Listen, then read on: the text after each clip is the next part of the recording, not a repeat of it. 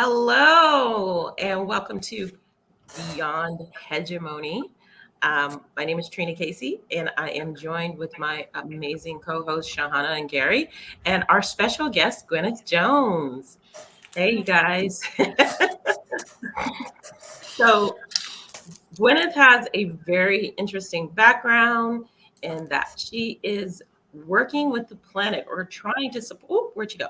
Trying to support the planet in as far as a would you say nature coach or along those Oh, lines? yeah, I have a lot of things I call myself. It's tricky Okay, to encapsulate it. multifaceted. But yeah, I mean, I do nature-based coaching as one of the many things. Yeah, I mean, it's really about trying to, reawaken people to the fact that we are nature. So I don't even like saying our connection with nature. But Okay, yeah, I that's do. that's one of the things. Well, we're all multifaceted beings, and we're more than one thing. We don't have to be boxed in, as hegemony loves to do to us all. So, anyways, so Shahana and Gwyneth have kind of like a connection on as far as where they're both kind of like directed and intersectionality. So I'm going to hand it over to Shahana. Hi, I'm so glad to be back with you, with everyone. And hi, Gwyneth. I have been thinking of this question ever since I found out that you are a work that reconnects a facilitator. Joanna Macy's work, everything, is very, very close to my heart. And I believe that her work is today, especially, is incredibly important at this juncture of our civilizational trajectory or path, or whichever way we put it. Years back, she spoke about the Great Turning. Years back. And we are in the midst of it. We can literally see it, sense it, feel it, and we are completely embroiled in it. So I I would love to have you speak to that through the lenses of your work that reconnects work, your facilitation, and how WTR, how not only is it important, but how it can really help and hold this space for what I call it a space of not only liminality but a space that is kind of collapse, that's a space between collapse and creation at the same time. So something is ending, something is collapsing, and out of that something is being created. And how does WTR create that, build that bridge that helps us to hold grief while also holding and looking forward to the abundance that the planet also has to offer? So could you speak to that a bit? Yeah, I can definitely try. So, for people who don't know, the work that reconnects is a body of work mainly created by, well, brought together, I would say, by Joanna Macy, who started the work in the 1970s.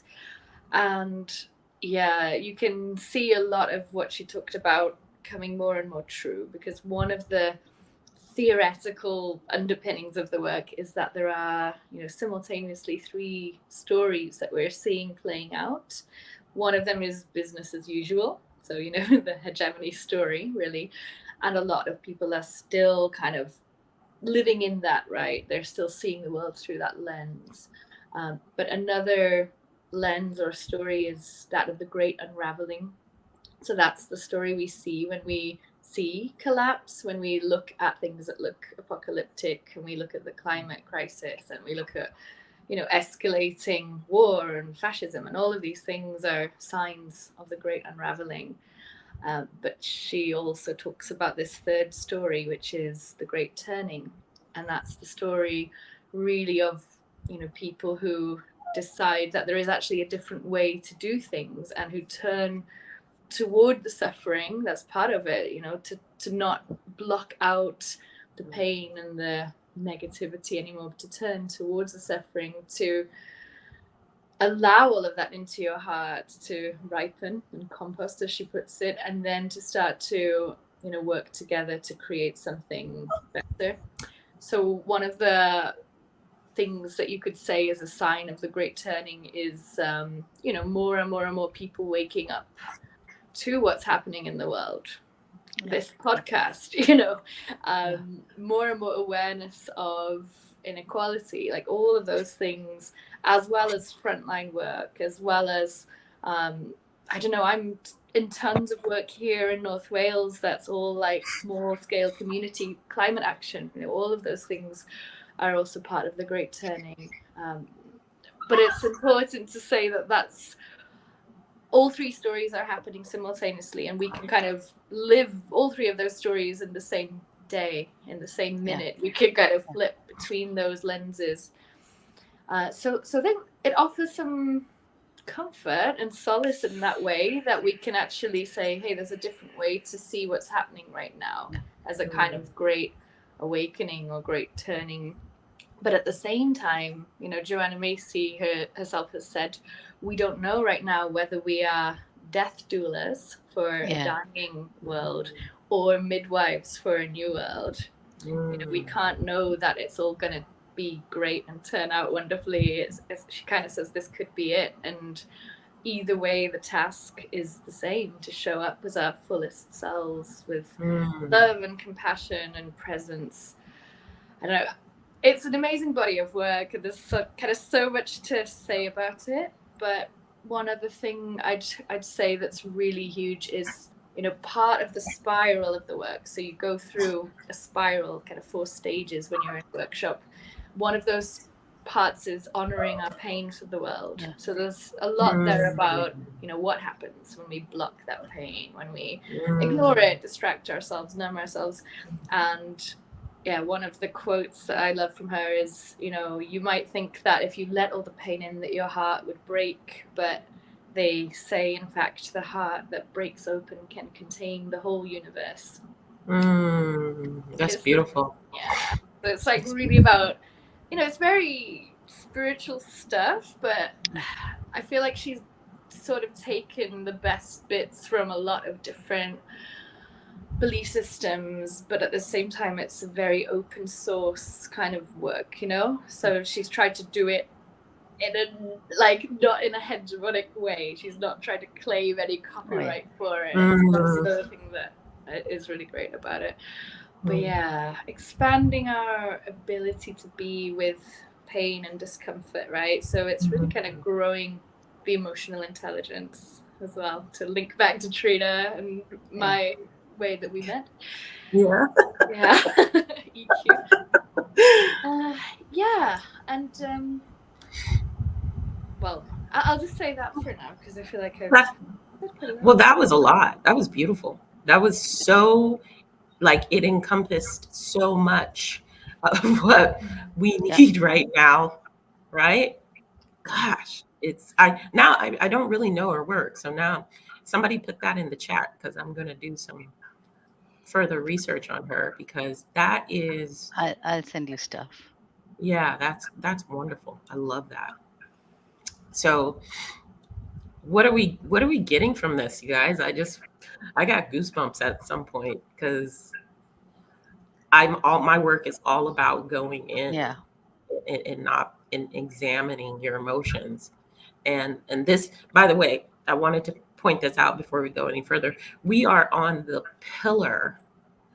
We're working on pillars now. So we're on the pillar of environment and in climate. And I thought Gwen, with her work, was perfect for this, because that's kind of how we met. We were talking about that aspect of you doing these workshops and going out in nature, and the reconnection of our inner self with ourselves. Because I love that you said that we're not separate from nature. We are nature. So how's everybody feeling right now after all that? Amazing. And what also came up, when you said, about the 3 stories existing, or rather coexisting at the same time. It's all here, all now. So we have the story of collapse, we have the story of business as usual collapse, and also the stories of what is coming, the emergent future, all coexisting in the present. Mm, What that also made me think a little, of course, of the Three Horizons framework, which is kind of says the same thing, but for in a very organization centric way, but also that we need different leaders, or rather different kinds of leadership qualities that can hold space for collapse and grief, mm, that can also prepare the soil for the future to emerge and build future, the quote unquote capacities to hold grief and create. And mm, that also are vision holders, what I call, like literally entrepreneurs of hope, who mm, can also weave all of these together. So the current leadership qualities that we currently have inherited from the 500 years of hegemony have created generations of socially, uh, I would say, socially disconnected individuals who are disconnected from not only society, but from their own selves and from nature, completely disconnected entities who think mm, aggression and assertiveness is leadership. So we have mm, power brokers and not leaders. So mm. how can all of this be woven together to build leadership capacities the world desperately needs? I mean, today when we see the choices and the decisions being made, we can only groan and literally, bang. I don't even know what to do when I hear all the vetoes at the UN. And I mean, what are the so-called leaders even thinking about? If are they Themselves? even thinking? No. Are uh, do they have any gray cells left? I mean, it's incredible, right? So how do we build those leadership capacities? Mm, And Joanna mm, Macy at one point calls them, I think, the Shambhala warriors who will appear in the corridors of power, mm, right? Um, mm. Yeah. so Yeah. how do we build that? Ooh. I don't know.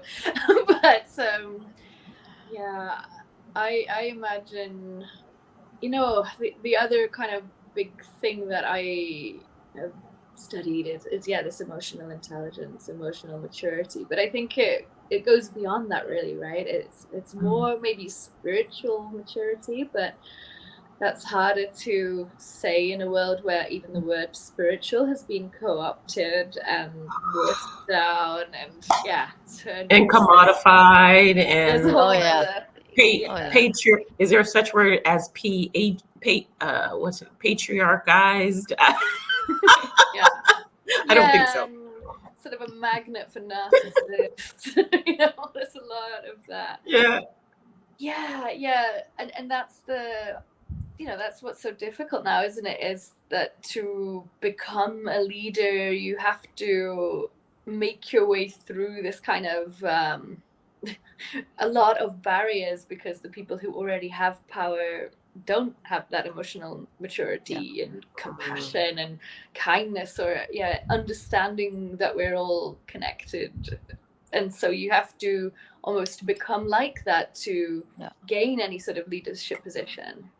yeah. I mean, small scale community leadership, maybe that's somewhere we can start, because I'm also working in the third sector now here, and a lot of very small kind of grassroots things. Groups with Mhm. even 10 people have issues with leadership. I see there's still work to be done, just within communities on being able to, yeah, I don't know, hold space for others. And I think that starts from being able to have a good relationship with yourself, right? With your own body, with your Number own. one. Number one.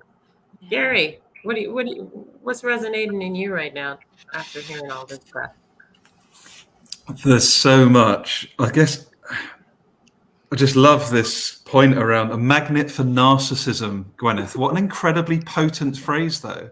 It's a really helpful lens to sort of explore. So that's really powerful. And power brokers, Shahana, like, so there's so much already, Trina.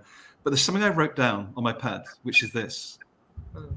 portal dancers. So I believe that actually what we're pointing towards are those people that can handle paradox, people that can actually look at those three horizons that we're discussing and say, no one is more or less important in this moment. We need to embrace all of it. And how do we do that? We can't do it just above the neck, right? Like, we can't think our way to these new worlds that we're trying to imagine, right? It's a whole body. And I think just I'll wrap up my sort of reflection here with a practical example of what I'm seeing even within the chemicals industry, one of the worst, most toxic sectors on the planet that needs to change very, very quickly or die. I have seen this shift that Gwyneth's pointing to in my line manager. When we go for walks and talks for 3 hours in nature, and we're not sitting in a square box staring at screens, the innovation, the creativity, the expansion of possibility that happens in that wide nature-based space, it is not 10x, it's not 100x, it is infinite. Because I see it in his body, I see it in the conversation, I see it in the weight of the mask and the fear and the hegemony that just dissolves around him as soon as he's outside of the office and we're just being human together. So I just wanted to give a real life application that at the singular individual level is where transformation can happen as much as we need it to happen systemically. So they're just a few thoughts that are coming through and around me in this moment, Trina, Gwyneth, and Sahana. Thank you. That's beautiful. And it's so important. And that's why I work the way that I do with my clients, because if we're not doing that mind, body, spirit alignment, we're missing something. We're missing something. It is paradoxical, because basically we've been taught for generations after generations to only focus on one part and disconnect from the rest. But it's impossible to do these shifts that are necessary without those alignments, without going into that darkness, as Gwyneth talked about, and say, wow, this really sucks. This hurts. I want to run away from this. I literally had a client recently, just for example, she's doing so well. And then I've been trying to get underneath the trauma, the childhood trauma, gradually. And she just came out of the blue and says, I think I'm ready to tackle my childhood now. And I said, oh, wonderful. I've been waiting for you, because I want you to be ready. And then she canceled the date. And I said, it's going to be okay. And she just said, I don't know how to do this because it's so scary. And they've made it scary. Hegemony has made tapping into all of the emotions terrifying. Yeah. And it's about reprogramming our understanding of emotions and what they are, and sort of just completely rebranding the ideology around it. And that takes a spiritual component. Yeah. And that takes the reconnection to nature.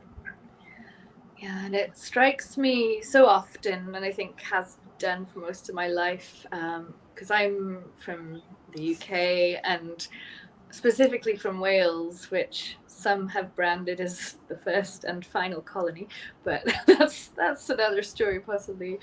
But it's heavy here, like that repression of emotions and almost mockery of a belief in spiritual things, which is paradoxical because we do have religion and we have quite a lot of people who are into crystal magic, tarot cards, druids, right? Druids is kind of like well, one of the focal places of the druids, right?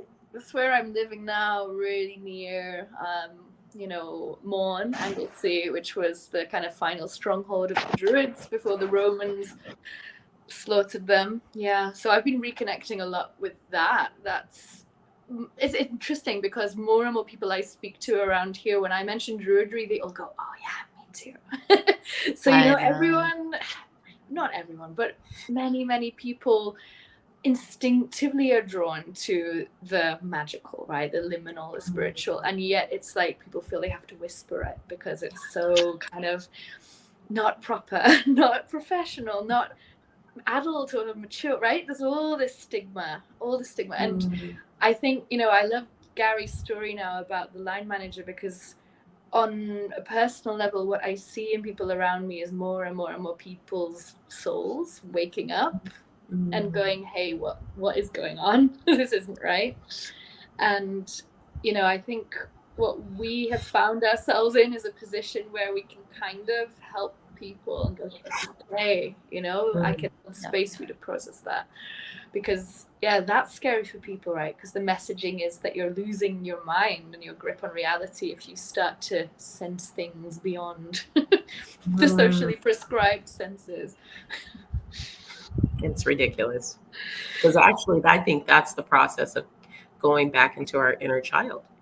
And our inner child had such an amazing connection to creation. Matter of fact, everything that we have now was born out of the imagination of somebody. Yeah. And kind of went psychopathic, but still, it was a imagination. It didn't exist before. So why don't we just create something different? Yeah. Pretty simple. Yeah. And then people's capacity for imagination has also been destroyed or severely damaged, right? I think on purpose. I mean, it's really sad to me how many people say they don't remember their dreams. They don't remember anything. And I think that's kind of, for me, that's like a sign of someone who also has a strong relationship with their imagination, like whether they have detailed dreams that they remember. So, I don't know. I'm just wondering this out loud now, if you encourage people to start writing down just a word or a feeling they have when they wake up, and then that usually helps you remember more and more and more dreams. Yeah. And I think what that does is, it shifts the consciousness to possibilities. It kind of makes you realize there's way more to the universe than the day-to-day. Yeah. And because the hegemony is so scared of the power of imagination and intuition, so scared that people with imagination, the artists, the dreamers, the contrarians, they can actually completely shift the paradigms. They're so scared that the first people they go on a witch hunt for are the people who can dream, who can. So I mean, the entire witch hunt, literally the witch hunt, were for women who were connected to nature, who understood nature like the back of their hand because they knew they were a part of it. But you can't have such people uh, under your command, because they are not going to go and destroy nature and commodify it for a handful of money. So you have to kill them. And then you have to tell the world that nature is just a resource out there, and human beings sit atop this imaginary triangle at the apex so that we can destroy everything, because everything needs to be monetized. I mean, what's the good of a standing old forest, right? Old growth forest is nothing unless it's money, unless it's capital. So that cannot be done with people who have imagination, who dream, who are visionaries, who are contrarians, who are rebels. So they are threats to hegemony. So all these qualities that actually we all have and were born with have been deliberately through generations decimated. So when we talk about someone with this incredible power of telepathy, we all actually have it, except that we haven't practiced it. We are out of touch with it. So it feels like magic when we see it in someone who has cultivated it and nourished it and nurtured it.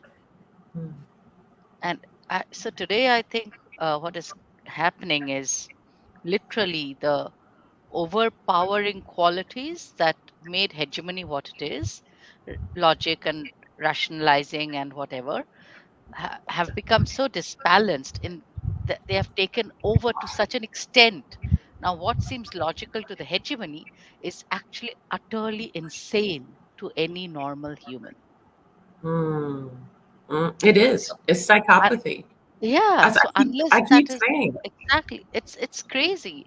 I mean, unless Mhm. that is leavened, unless that is balanced with imagination, intuition, compassion, empathy, all the all the true emotions and feelings and senses that actually make us complete, we are lopsided as a civilization.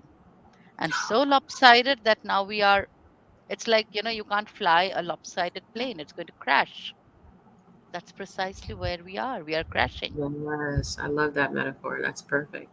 Nose first, straight into the God knows where. Straight into the volcano. We're the sacrifice. Everybody's a sacrifice, and we don't need to sacrifice anybody. So we need the druids and the witches back, We need the crones. Yeah.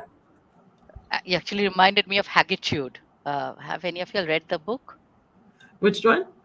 Sharon Blackie. No, Sharon. I keep forgetting.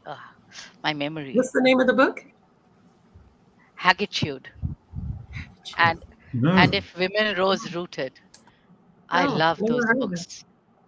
No, I haven't. Please put that in the chat. I think people would be interested. I know I am. See, me and Gwen had a private conversation about this not too long ago, and about magic and how when I was younger, I was always called a witch, or in Italy, my one of my boyfriends called me Streghetta. And I laughed and I said, why you call me Streghetta? Because every time you're mad at me, something bad happens. Oh, I said, I'm a good witch. I don't do that kind of magic. No, that's you. That's your energy. That's your karma. That's your mind. That's not me. But if I'm reminding you, oh, well, so I think that's what we need. Did you know that the word gossip used to not mean what it means now? Anybody know what the word gossip originally meant? Well, the gossip was like godparent or godmother, okay? And so someone who would speak kind words or guide the community. It was usually amongst women. They'd get together and they would gossip and tell each other, meet in community and discuss what was happening and what needed to change and things like that. But when patriarchy really came up and started dominating, they literally outlawed gossiping. And there was a picture very similar to the slaves being gagged with the mouthpiece, that these women would have to wear this. And it also was the beginning of the witch trials, because there's a power in words. It's part of magic. It's how you cast a spell. That's how you make somebody feel loved. It makes you feel, or give somebody pain. Words resonate at the back of your throat, and it doesn't come out as a wave, as a lot of people think. It's actually a circle spiraling outside into the rest of the universe. So our words do have impact. Oh, I can't hear you, Gwen. We can't hear you. Oh, we can't hear you. What happened?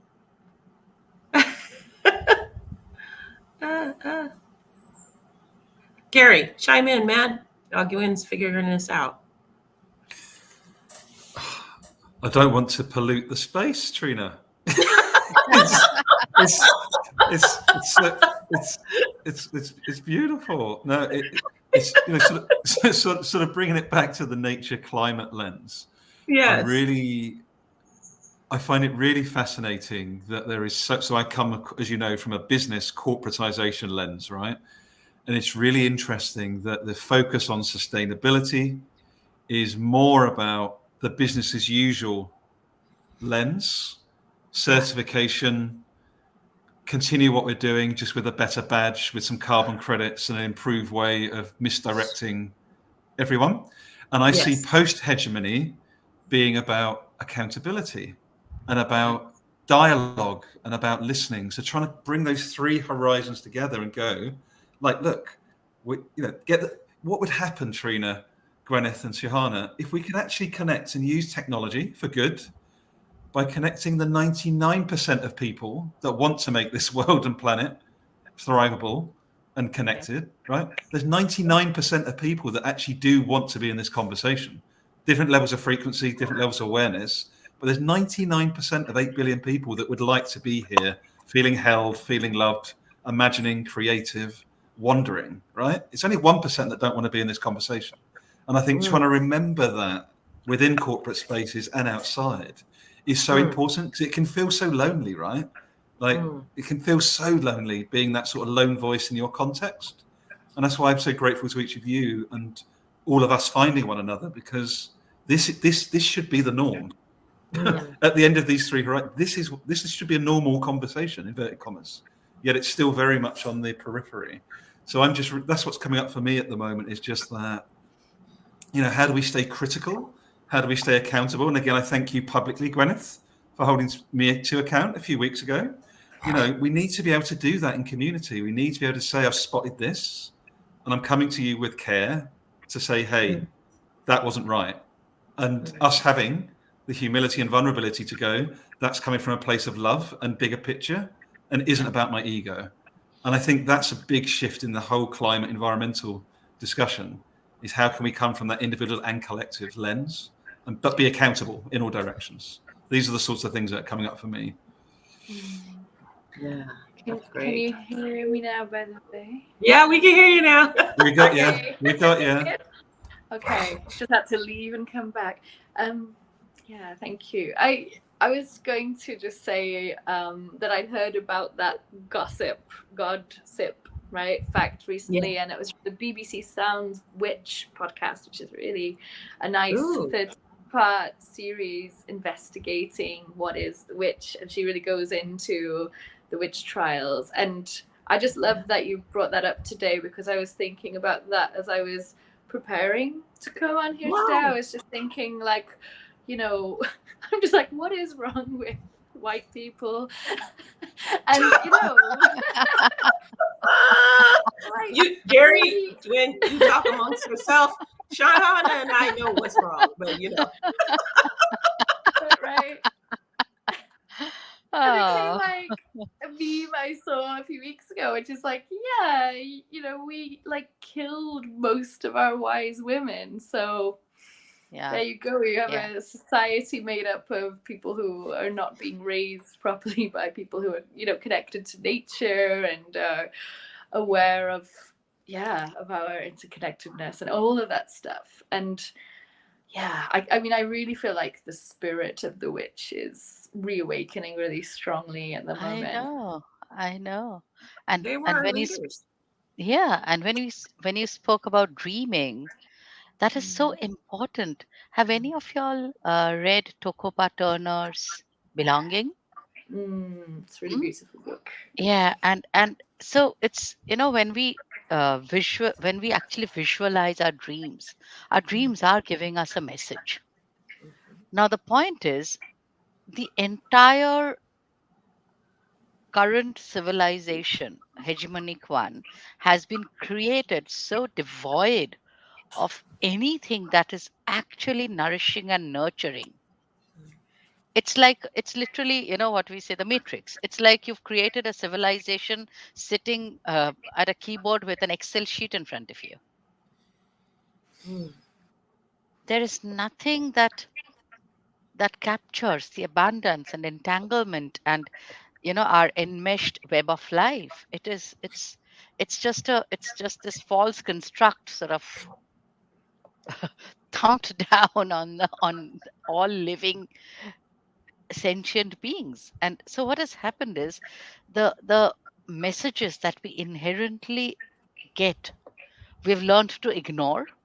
Our dreams, our intuition, our imagination, our creativity, our visions, and everything that really matters, we've learned to ignore. And when we bring them up, you're like, oh, she's weird, she's one of the weird ones. But Heard that my whole life. it is, same here, same here. But it is perfectly fine to put everything on a PPT and an Excel sheet and say, hey, okay, so this looks like a possible plan, and this is what we'll do.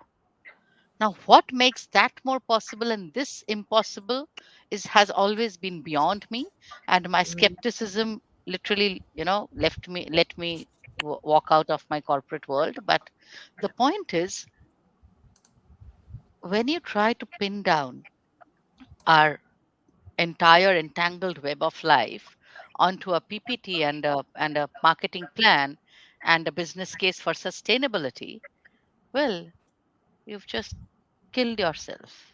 Mhm.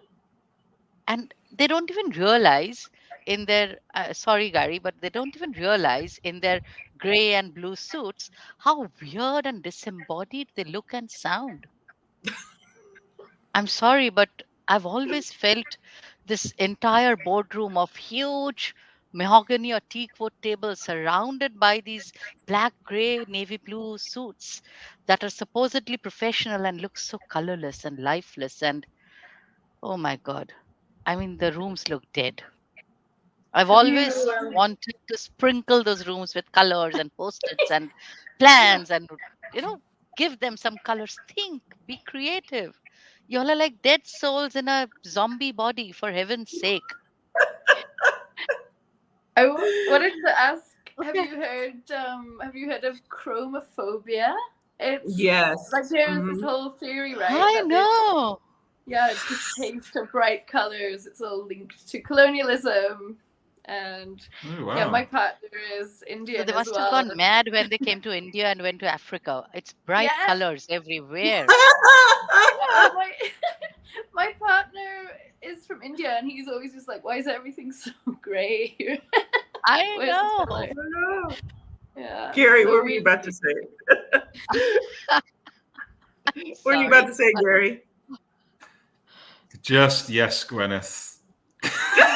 just yes. But Trina, no joke. The military. This is where, okay, we're staying with current hegemony and not so much past. If we look at post-hegemony, it will mean we go around offices which are more in line with nature or integrated, and people are actually wearing their own clothes, which might actually be ancestral, which might actually be colourful. Do you know what? It's really true, right? Like literally, I'm surrounded by people that still wear the closest thing to pinstripe suits and ties to fit in with the colonial model of last thing. Literally, companies in the chemical industry have still got bloody dress codes in the part of their employee manuals. Like this is not a joke. Like, so this is back to those three lenses that Gwyneth opened with and the three horizons, right? Is to honor that. We can have a laugh about it, but no, it's still actually there. And how do we actually speak to that and these other lenses? Joke about them, yes, but honor them as well, because ultimately we've got to pull people through these seeming paradoxes at the same time, right? Yeah. So at any point, if we go down on, say, actually that one, that shouldn't be there, but it needs to be honored, right? Otherwise, we're not going to heal and pull through. So somehow there is this paradox, which most in the corporate world, and I mean most, they can feel, Trina and Sahana and Gwyneth, they feel something's wrong, but they can't voice it. They don't know how to talk about it. They don't feel safe to talk about it. And I think that's where nature has a real opportunity. Like, as per my line manager, if we can get more people out into it, more people into this dialogue, I think it's got a really quite exponential impact, potentially. And that makes me think of something, you know, Gwen, you've led a lot of these kind of retreats and mentorship around within nature for healing and reconnection, right? What does beyond hegemony look like for you for the earth and for humans on the earth, and how do we reintegrate in to change this? That's the question, isn't it? I mean, I was thinking about this earlier, and I was firstly thinking, like, the first step is to get everyone to dream and feel into that question, right? Because I'm only going to have a tiny piece of the jigsaw in my answer, and it's not going to come with the roadmap of how we actually get there. And I feel like online, in a lot of spaces, there's almost like a pressure, isn't there, that, oh, if you're going to go against the hegemony and dream of something better, you better have a flawless plan for how we're going to do it. And I'm like, I'm just just one human.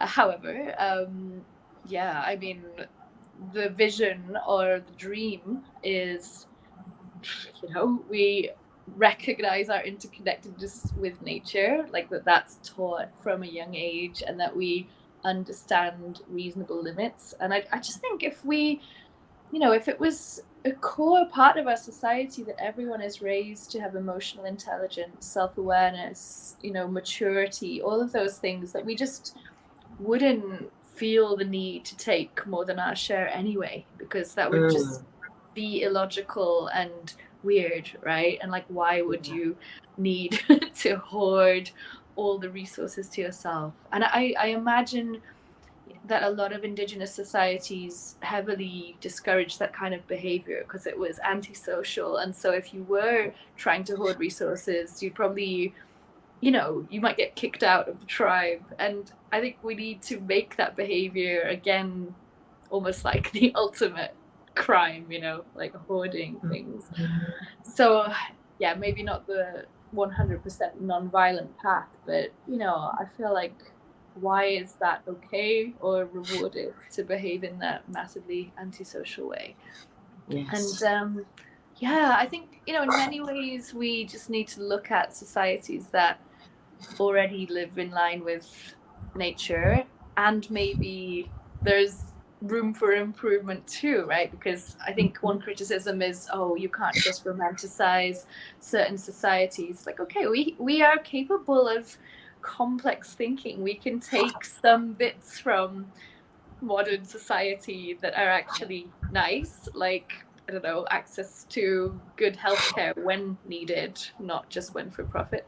And, we can take things that we have learned as well, right, as ancient ways of being that have worked for, well, what humans in the current form have been around 200,000 years, and other forms of humanoid far longer. And yet this society we live in, this hegemony, is the blink of an eye compared to that, right? That's another part of the work that reconnects, is envisioning human history as the 24-hour clock, and saying, hey, we've only been here like this, using electricity, using technology, since 1 minute to midnight or something. Right. Yep.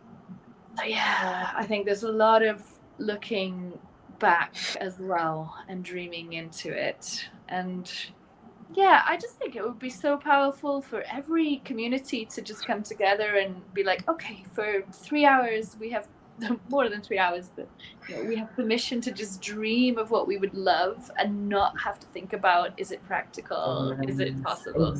Exactly. And then we can think about that. Exactly. I encourage all my clients to do that. When I tell them, let's create your vision, create your, what does that look like? I notice we still, some of them imagine in the confines of their current situation every single time. And I say, why so small? If you could have anything any way you want, why not go bigger? Go bigger. I'm like constantly encouraging them to go bigger with their imagination, go bigger with their vision. Because if we don't, we kind of just stay within this bubble that's already been created for us. So let's break outside of that bubble. And why not? Why can't we have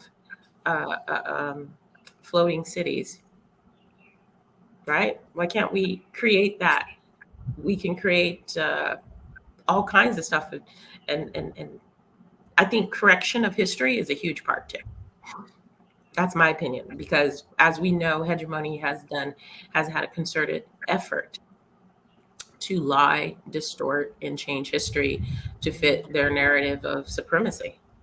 So we've got a lot of revealing of true history, which I think there's a panic mode happening with hegemony, and that a lot of the destruction of these ancient sites and everything else has a lot to do with that. Has a lot to do with that.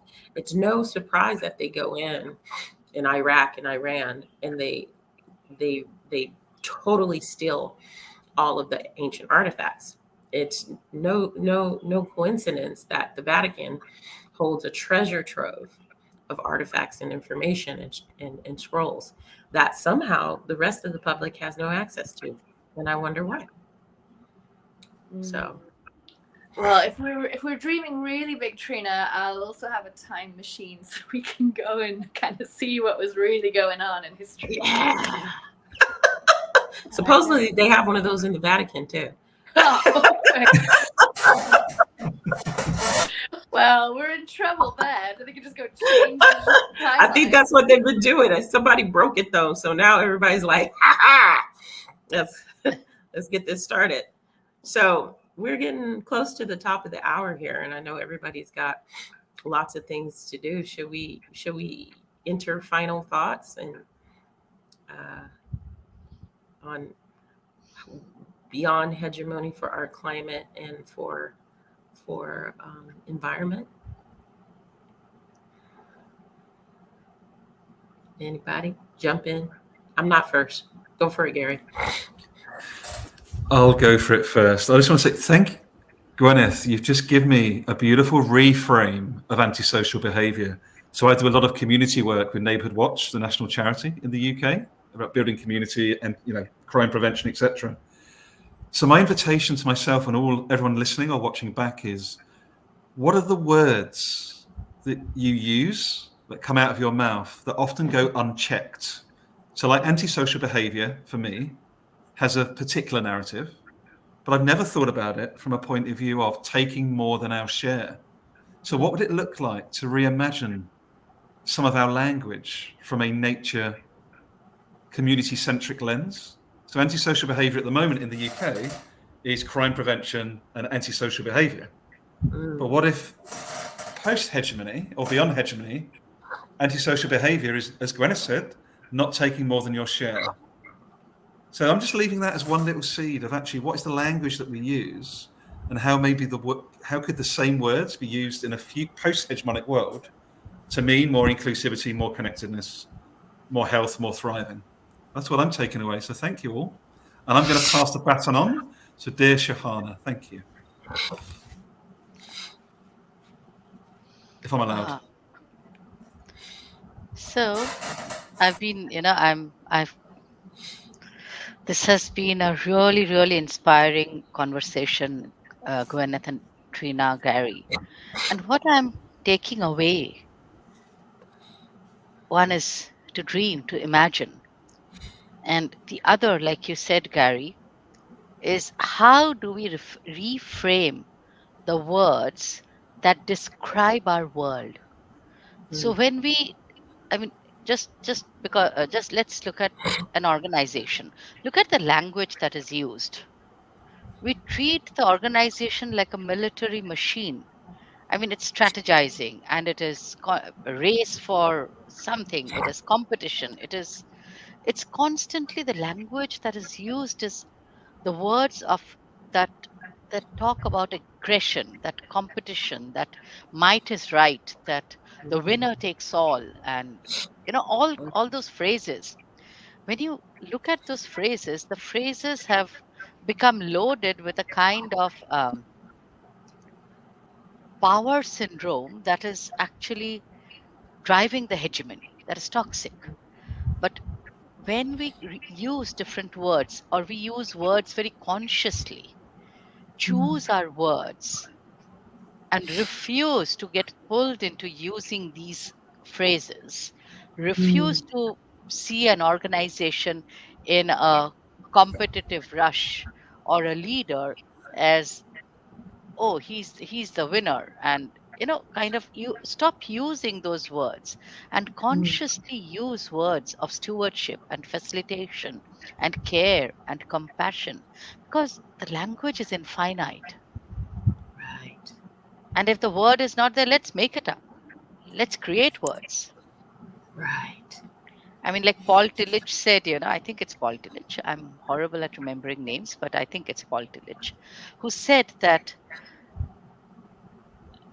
alone talks about the grief of being lonely. So when you're alone, you are feeling the grief of being without anyone, and solitude talks about the joy of being alone.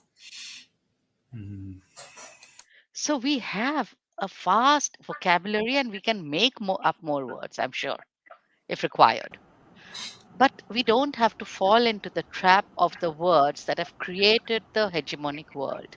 Like Gary said, and that's so true, that when we use certain words, if just sit with it for 30 seconds and think of all the aggressive words that you can think of, and you'll start feeling your body, sensing your body very differently. Mm. Whereas if you sit for 30 seconds with words like calm and peace and connection, and visualize forests and waterfall and rainfall and the sound of water and the sounds of streams, you'll feel different. That's beautiful. So, Absolutely. yeah, that's my invitation. I love that invitation. I went there for a minute too. Mm. And Gwen? Yeah. Well, what's kind of coming up for me now, just with this conversation about the words we use, is, literally the question of language, right? Because we're kind of talking about words in English, one of the many languages of the colonizer in a way. And I'm blessed that I grew up bilingual, so speaking Welsh as well, which is a much more ancient European Celtic language, and it has been heavily influenced by English and by Latin and a lot over the years. But even with those two languages, I find huge differences where you word things in a very different way. So in Welsh, we don't say I have something, we say something is with me. So just that framing of like ownership being much more active in English. And for people who have grown up monolingual, I think it's really hard to understand that. But for people who've grown up with more than one language, everyone I've spoken to has resonated with this idea that you kind of have almost a different personality when you speak a different language. Different thoughts become possible. And that's why I kind of urge anyone who only speaks one language to really just go learn a bit of another language, especially not a colonizing language, because I've learned a bit of French, Portuguese. They're still from colonizing countries. And do you know Robin Wall Kimmerer, who wrote Braiding Sweetgrass? She's like a First Nations person, and she writes that when she tried learning her own kind of indigenous language, at first it was really frustrating because there were so many verbs, and she's like, what does it mean to be a river, to be a tree? How is that a verb? But then as time went by, she kind of realized, English is full of nouns, objects, right? Whereas her language is full of flow states of being. And also she brings attention to the pronoun it to describe things in nature, and says we need a new pronoun for nature. And I just thought, well, in Welsh we don't have a word it. Everything is he or she. So the trees or the sky or the world, it's all a he or she pronoun. Although I don't know which one often, because that's like stuff my grandma knew, and the language has been watered down. And we used to have 100% Welsh fluency in Wales, and now it's kind of 20%. So I think that's a side of myself I've kind of ignored for many years, because I moved away and tried to fit in with the global hegemony, and even my accent sounds far more English than most people's around here. So for me, like, what's coming up is what brought me home last year anyway. It's like deeper connection with the Welshness and the roots and the Druids and the land. And and I would also say this talk about witches has been really nice.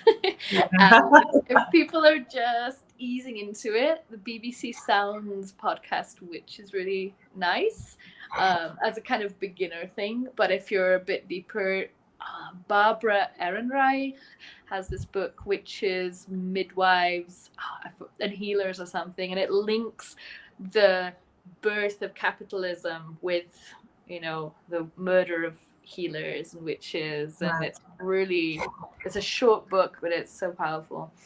So yeah, just want to. Wonderful. Well, I will. My just short thoughts is that what you just said about the occult.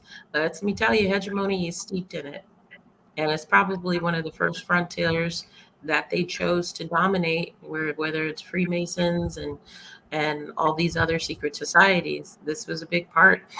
And the whole war, World War II, there was a undercurrent of occultism led by the Nazis. So don't get it twisted. It's a huge part of it, and I think the efforts of the hegemony to lessen that, to ridicule that, to make other people seem like they're crazy, has been happening since the beginning of the imperialistic drive, or what somebody said, that it was there was no civilization. There was a death cult that took over the world, and that's what has happened. Everything has died in its wake.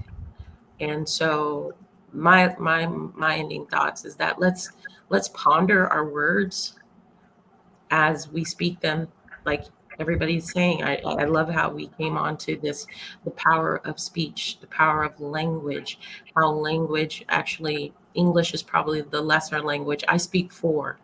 And so I'm right now digging back into Latin a little bit, and a little bit of Arabic. And I the deepest parts of me wants to understand Sumerian too. So that's why I started looking into doing Arabic on my Duolingo.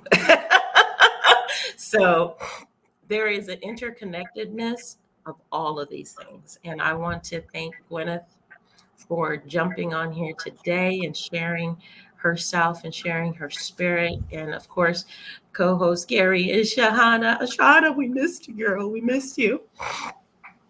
Thanks for coming back and blessing us. And I'd like to thank everybody who's been listening and watching these lives on the playback. I know the time might be weird for those folks in the US, but thank you.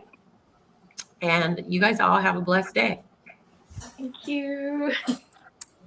Thanks, everyone.